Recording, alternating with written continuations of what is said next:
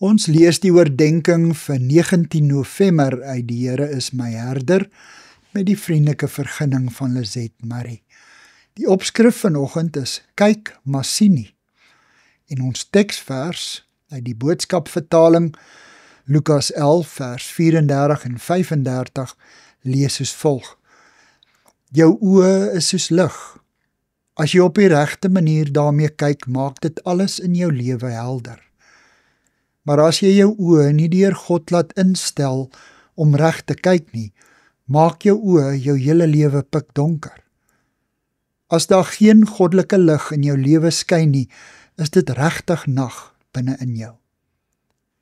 Helen Keller, die bekende doofblinde skrywer 1880 tot 1968 het gesê, die enigste ding wat erger is as om blind te wees, is om te kan sien, maar geen visie te hê nie.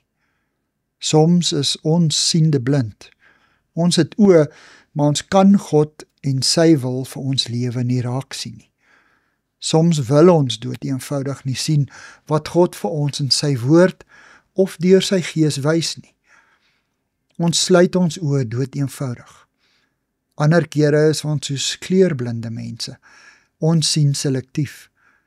Ons kies skrifgedeeltes wat ons pas, maar verwerp ander wat ons sonde of ons maklik verteerbare melkkos godsdiens aanspreek. Die Russiese skrywer Alexander Solzhenitsyn sê dat hierdie skeidslyn tussen lig en donkerte nie net uiterlik bestaan nie, maar ook deur die binneste van elke mens loop. Hierdie lyn is nie 'n konstante nie, maar verskuif derentyd. Dit hang af van watter keuses ons elke dag maak. Soms laat dit ook toe dat sekere gebeure ons gedrag na die een of ander kant toe beïnvloed. Dawid, die man na God se hart, kon besluit het om nie toe te gee aan die versoeking nie, toe hy Batseba, Uria se vrou, sien bad het. Maar hy het verkeerd gekies. Ons moet elke dag opnuut kies om in die lig te leef. Here, help my om werklik te sien. Amen. Dankie vir die saamkuier.